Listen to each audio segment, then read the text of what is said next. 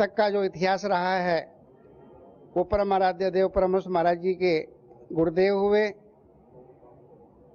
उसके बाद परमहंस दयाल जी महाराज ने आध्यात्म की जो ज्योति लुप्त हो गई थी, बुझ गई थी, कलयुग में अवतार लेकर के 1846 में वो पूरे भारत में भ्रमण किया। अवतार उन्होंने छपरा में लिया, दहियावा में, ब्राह्मण टोली के अंदर, पूरा भारत का भ्रमण करते हुए एक आध्यात्मिक योग्य उत्तराधिकारी की खोज में वो निकले। लंबा काल उन्होंने जीवन का तपस्या काल में ही व्यतीत किया और वो तपस्या ज्यादातर विहार की धरा पर ही हुआ। पूज्य दादा सद्गुरुदेव ने अपने जीवन काल में 30 वर्षों तक निर्जन वनों में निर्वसन घोर तपस्या की। आप श्री भारत के कोने कोने में गए। आध्यात्मिक उत्तराधिकारी की तलाश करते हुए आप श्री सन 1899 में वर्तमान पाकिस्तान में स्थित टेरी नगरी जिला कोहाट में जा पहुंचे और वहां पहुंचते ही प्रथम दृष्टि में आप श्री ने अपने योग्य शिष्य श्री बेलीराम जी को पहचान लिया था।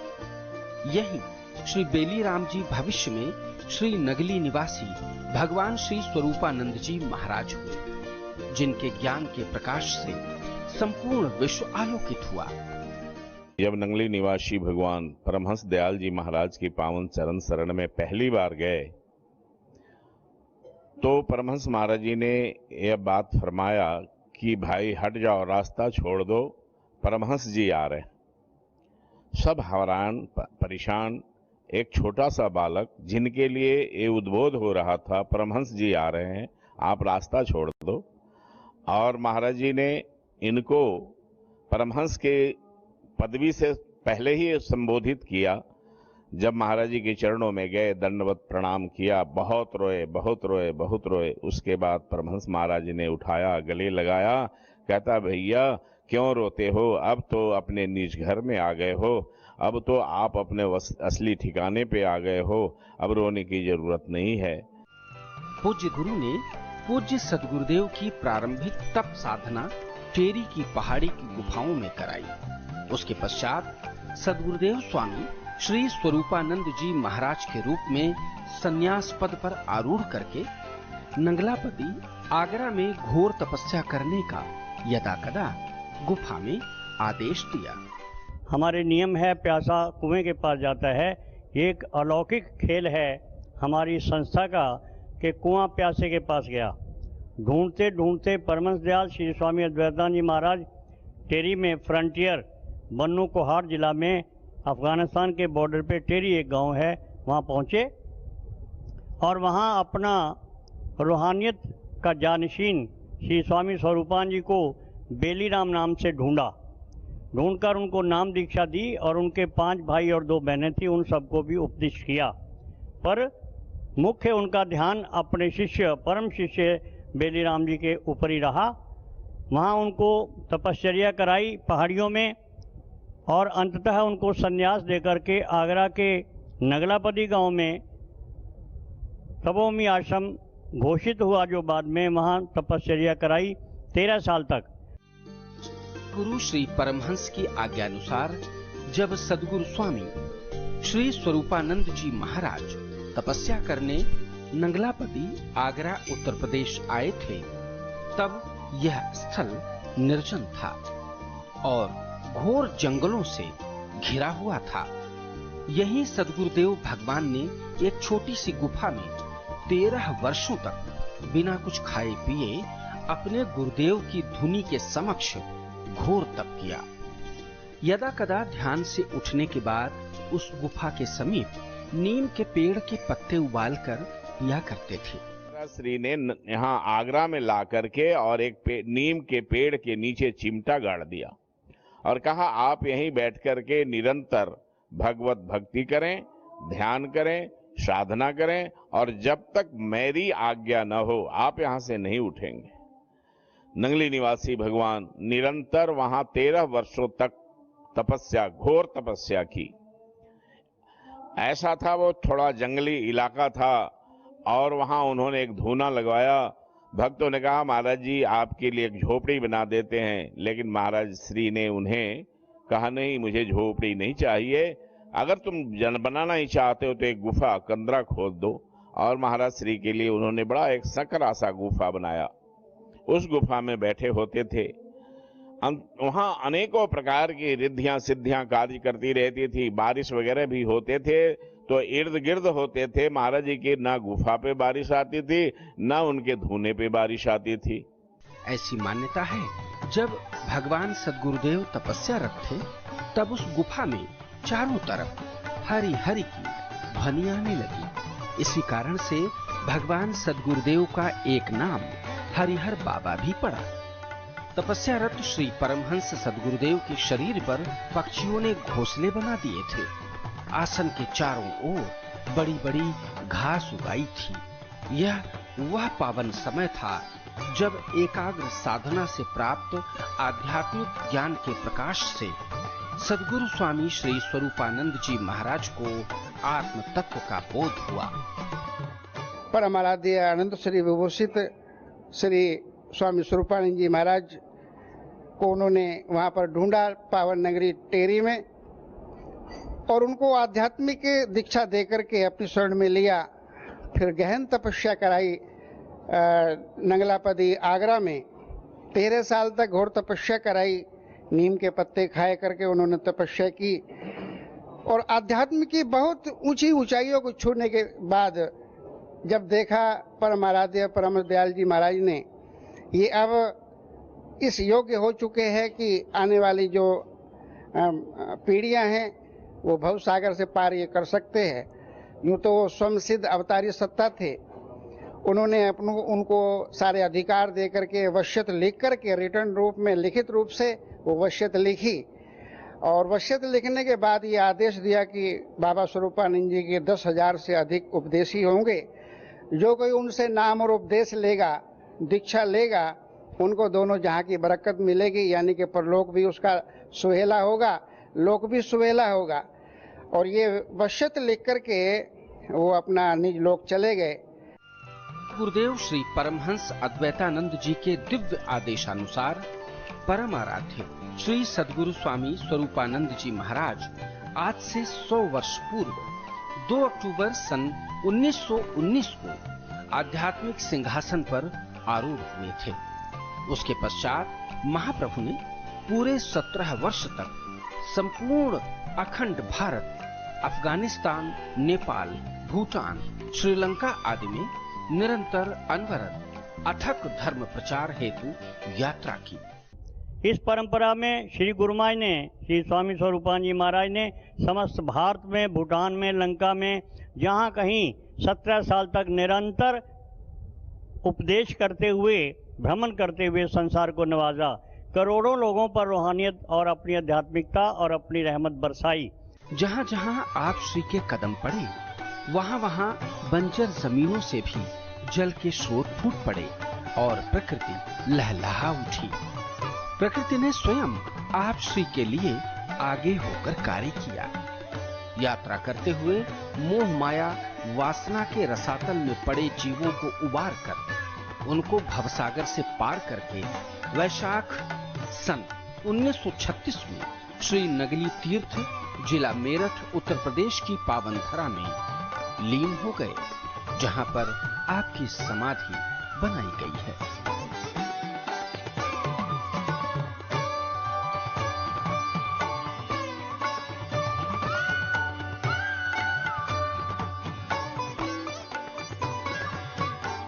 उन्नीस 1919 में आषाढ़ सुदी द्वादशी को परमाराध्य देव परमहंस महाराज जी निज लोक जब समा गए, उसके बाद लगभग 17 वर्ष तक श्री नंगली निवासी भगवान जी ने पूरे अखंड भारत का भ्रमण किया।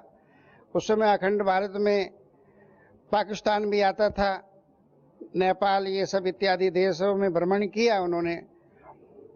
नेपाल भी गए, लंका भी गए, भूटान भी गए। तो श्री नंगली निवासी भगवान जी ने लाखों लोगों को अपनी शरण में लिया। उनको आध्यात्म की दीक्षा दे करके, आत्म तत्व का साक्षात्कार करा करके लगभग 17 वर्ष उन्होंने अपने पवित्र शरीर से सेवा ली और इस 17 वर्ष की अवधि में पूरे विश्व में उन्होंने नाम का डंका बजा दिया। आध्यात्म का जो प्रचार था इस ढंग से उन्होंने किया, इतने सुव्यवस्थित ढंग से किया कि लगभग 1000 सन्यासी उन्होंने अपने जीवन में तैयार किए। लेकिन ये उनका दिव्य व्यक्तित्व था, ये उनके अंदर आध्यात्मिक इतनी ऊर्जा थी कि ये काम वो कर सके। और उसके बाद जो 1000 सन्यासी तैयार किए थे, उन्होंने फिर जो डंका बजाया आध्यात्म का, तो आप कल्पना कर सकते हैं आज की तारीख में 2500 आश्रम है पूरे विश्व में, 10,000 से अधिक सन्यासी पूरे विश्व में आज संस्था के काम कर रहे हैं, पूरे विश्व में वो भ्रमण कर रहे हैं, प्रचार कर रहे हैं। इतना बड़ा संगठन परमाराध्य देव श्री नंगली निवासी भगवान जी ने खड़ा किया।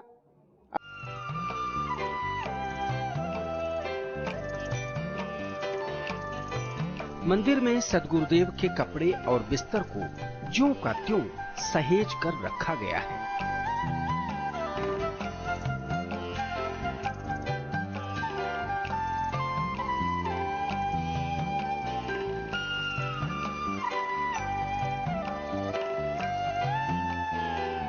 मंदिर परिसर में ही एक बड़े सत्संग हॉल का निर्माण कराया गया है। इस सत्संग हॉल में लगभग 1 लाख से अधिक भक्त सत्संग का आनंद ले सकते हैं। तो उनके प्रबल पुरुषार्थ और सेवा भाव से ये सत्संग हॉल बना करीब 15 साल पहले। उनको जब एहसास हुआ मैंने चले जाना है, तो उन्होंने जाने से पहले ही 4 महीने पहले इस सत्संग हॉल का उद्घाटन कर दिया। लोगों ने बहुत कहा, महाराज जी अभी तो सत्संग भवन तैयार नहीं हुआ, आप क्यों करवा रहे हैं? बोले मैंने अब चले जाना है। तो उन्होंने बड़े दिव्य स्वरूप में बड़े अच्छे ढंग से सैकड़ों संतों को और हजारों लोगों को बुला के रामनवमी के दिन परमहंस दयाल जी प्रभु के जन्मदिन इस सत्संग हॉल का उद्घाटन किया। अब बड़े आराम से साल में 2 बार या 3 बार यहाँ प्रोग्राम होता है।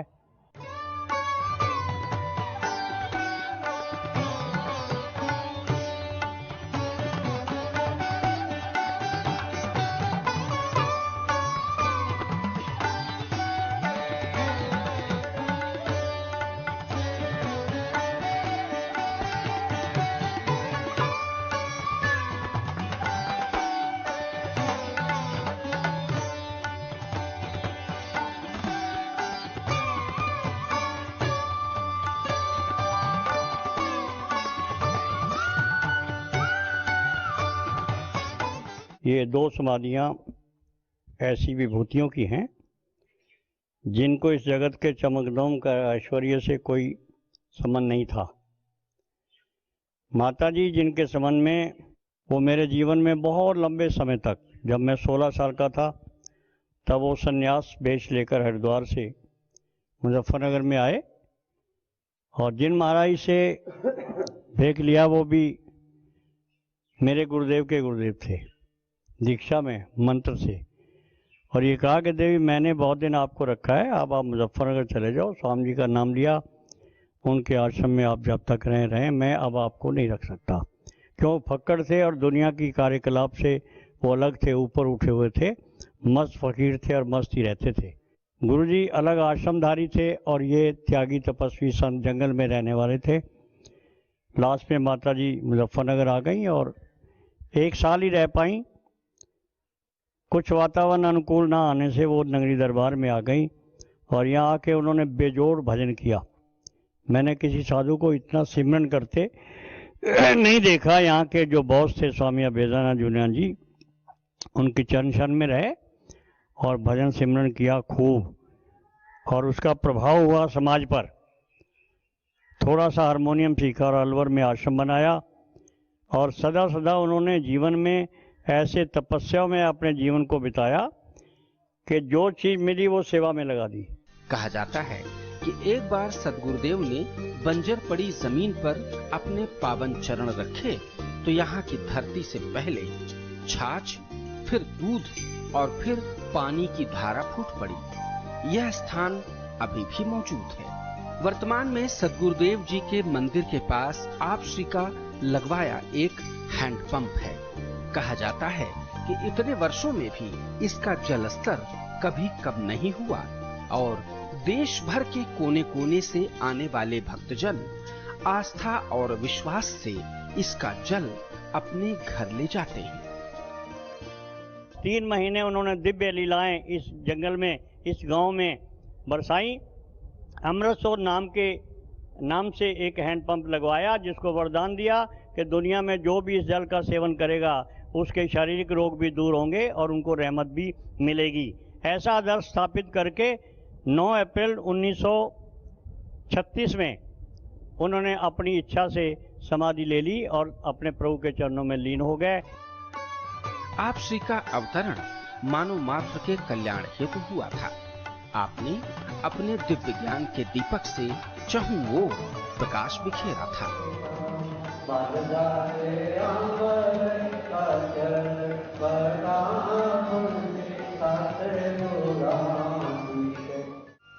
अध्यात्म के साथ आप श्री समाज सेवा के कार्यों में लगे रहे।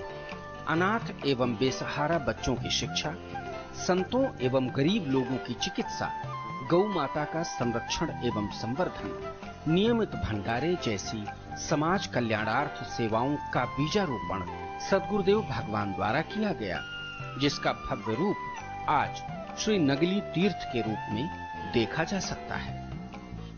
तकनीकी विद्यालय चल रहे हैं, 2 बड़े अस्पताल भी चल रहे हैं, चिकित्सा के क्षेत्र में भी बहुत बड़ा काम, और लगभग 40% जो हमारी शाखाएं हैं, ब्रांचेज है संस्था की, उन पर चिकित्सा व्यवस्था है, फ्री चिकित्सा व्यवस्था है। गरीबों के लिए, असहायों के लिए मुफ्त दवाइयों की व्यवस्थाएं हैं। शिक्षण संस्थान खोले हुए, बहुत आश्रमों में हमारे शिक्षण संस्थान चलते हैं, बड़े बड़े शिक्षण संस्थान चलते हैं। तकनीकी दृष्टि से भी उनको शिक्षाएं दी जाती है ताकि वो सक्षम हो सके, अपने स्वावलंबी बन सके। आध्यात्म के साथ साथ वो रोजगार भी बनाया जाता है, उनको रोजगार भी दिया जाता है, उनको ऐसी व्यवस्था की गई है। हजारों लोग यहाँ पर जुड़े हुए संस्था से। आप देखते प्रतिदिन नंगली साहब में लगभग 2000 लोगों का प्रतिदिन खाना बनता है, भोजन बनता है, लंगर प्रसाद बनता है। कोई जात पात का भी यहाँ पर कोई भेदभाव नहीं, कोई भाषा का भेद नहीं, कोई क्षेत्रवाद का कोई भेद नहीं। ये अद्वैत मत है। अद्वैत मत का तो सीधा सा मतलब होता है कि दर पर भले बुरे सब आवे, इच्छा पूर्ण होके जावे।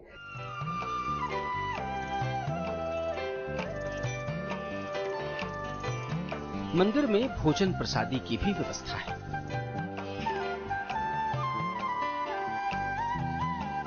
इस स्थल पर जो भी भक्त संत आते हैं वो कभी भी बिना भोजन के वापस नहीं जाते।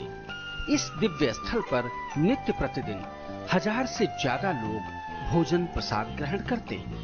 प्रत्येक माह की पूर्णिमा में 20 से 25 हजार श्रद्धालु यहाँ आकर लंगर प्रसाद ग्रहण करते हैं, जिनकी संख्या विशेष आयोजनों में 1 लाख से अधिक पहुंच जाती है। और ये फरमाया उन्होंने कि मेरा सत्संग और लंगर ही मेरे दरबार का आभूषण है। उसके अनुसार सुबह शाम मंदिर में पूजन और सत्संग होता है और 24 घंटे लंगर चलता है। पूरे बाहर से, पूरी दुनिया से आए हुए लोगों को यहाँ एक मत से बराबर सबको लंगर प्रसाद मिलता है। बस्ती के गरीबों को भी मिलता है, इलाके के लोगों को भी मिलता है। जो भी आना चाहे 24 घंटे लंगर प्रसाद चलता है। ऐसा रहमत बरसाते हैं तो दुनिया के हर कोने से जीव उनकी रहमत को प्राप्त करने के लिए उनकी चरण शरण में 12 महीना आते रहते हैं और उनके चरणों से रहमत प्राप्त करते हैं। गौ माता के संरक्षण एवं संवर्धन हेतु इस पावन स्थल पर विशाल गौशाला है, जहां अनगिनत गौवंश की सेवा बड़े ही प्रेम भाव से की जा रही है। समाज को पंचगव्य द्वारा लाभ हो, गौवंश की रक्षा हो, यही इस तीर्थ का पावन उद्देश्य है। इसी पावन स्थल पर अस्पताल का निर्माण भी कराया गया है, जहां रोगियों को निःशुल्क चिकित्सा दी जा रही है। साथ ही स्कूल का निर्माण कार्य चल रहा है। पूज्य श्री के ही आशीर्वाद से वर्तमान में आप श्री के कई हजार शिष्य हैं जो आपके दिए गए ज्ञान का प्रचार प्रसार कर रहे हैं। साथ ही देश विदेश के सैकड़ों आश्रमों में सेवा कार्य अनवरत प्रवाहमान है। देश विदेश के अनगिनत श्रद्धालु भक्त आपके आशीर्वाद व मार्गदर्शन से श्रेष्ठ व सफल मानव जीवन व्यतीत कर रहे हैं।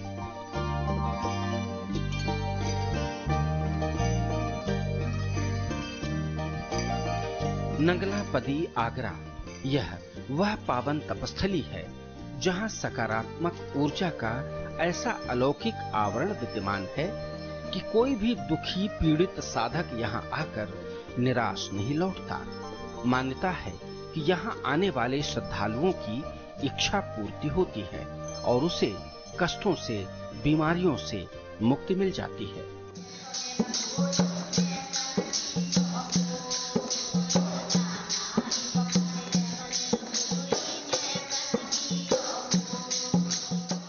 नगली साहिब ट्रस्ट द्वारा इस स्थान का जीर्णोद्धार कराया गया है।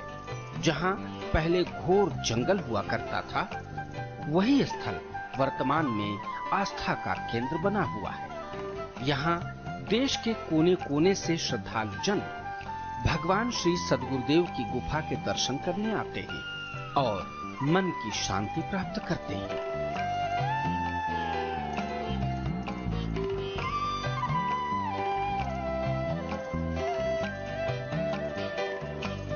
दादा गुरु श्री परमहंस के द्वारा प्रज्वलित धुनी, जिसके समीप सद्गुरु स्वामी श्री स्वरूपानंद जी महाराज ने घोर तपस्या कर आत्म साक्षात्कार किया था, वह 100 वर्षों से अनवरत आज भी प्रज्वलित है, जो स्वयं इस चमत्कारिक ईश्वरीय शक्ति की अनुभूति कराती है।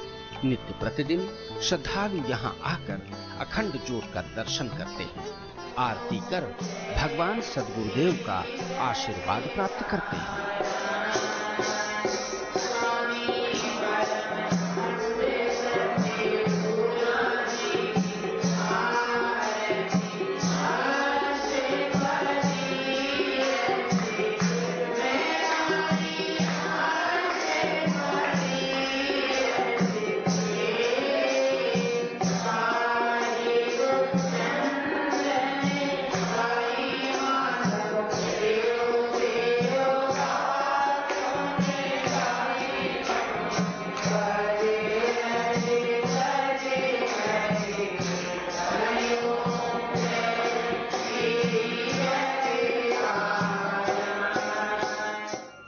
मंदिर एवं सत्संग हॉल भक्तों से भरा रहता है। संत वृंद भजन गाते हैं, अपने सद्गुरुदेव का ध्यान करते हैं। मेरे हारा वाले श्याम,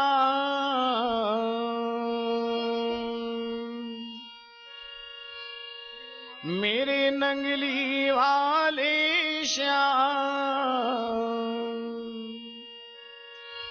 मेरे टेरी वाले श्याम, कर दो इतना साका, रंग दे रंग दे रंग दे, मेरी श्याम चुनरिया रंग दे, रंग दे रंग दे रंग दे, मेरी श्याम चुनरिया रंग दे, रंग दे रंग दे रंग दे, मेरी श्याम चुनरिया। मेरे हारा वाले श्याम, मेरे नंगली वाले श्याम, मेरे टेरी वाले श्याम, मेरे टेरी, कर दो इतना सा काम, रंग दे रंग दे रंग दे, मेरी श्याम चुनरिया रंग दे, रंग दे रंग दे रंग दे, मेरी श्याम चुनरिया रंग दे। परम सद्गुरुदेव भगवान जी की पावन स्मृति में इस वर्ष संस्था परम इष्ट देव सद्गुरुदेव भगवान का 100वां आध्यात्मिक उत्तराधिकार दिवस मना रही है। 2 अक्टूबर को ही उनको गद्दी नशीनी हुई थी। इसलिए समस्त बाहर से लोग वहां आकर के, क्योंकि ये शताब्दी दिवस है, गद्दी का उनके शताब्दी दिवस है, तो वहाँ हजारों संत महात्मा और लाखों लोग जितने भी आ पाएंगे आएंगे और इस दिन को बड़ा सुंदर रूप से, शौक से, शोहरत से मनाएंगे और उनके गुणगान करेंगे। जो यहाँ लोग होंगे जो नहीं जा पाएंगे वो यहाँ भी उनके चरणों में बैठकर उनकी महिमा का गुणगान करेंगे और सुंदर सुंदर भोजन बना करके भंडारा करेंगे। यूं तो विश्व भर के आश्रमों में यह शुभ दिवस मनाया जाएगा, परंतु मुख्य रूप से यह कार्यक्रम श्री नगली निवासी भगवान जी की पावन तपस्थली आगरा उत्तर प्रदेश में ही होगा।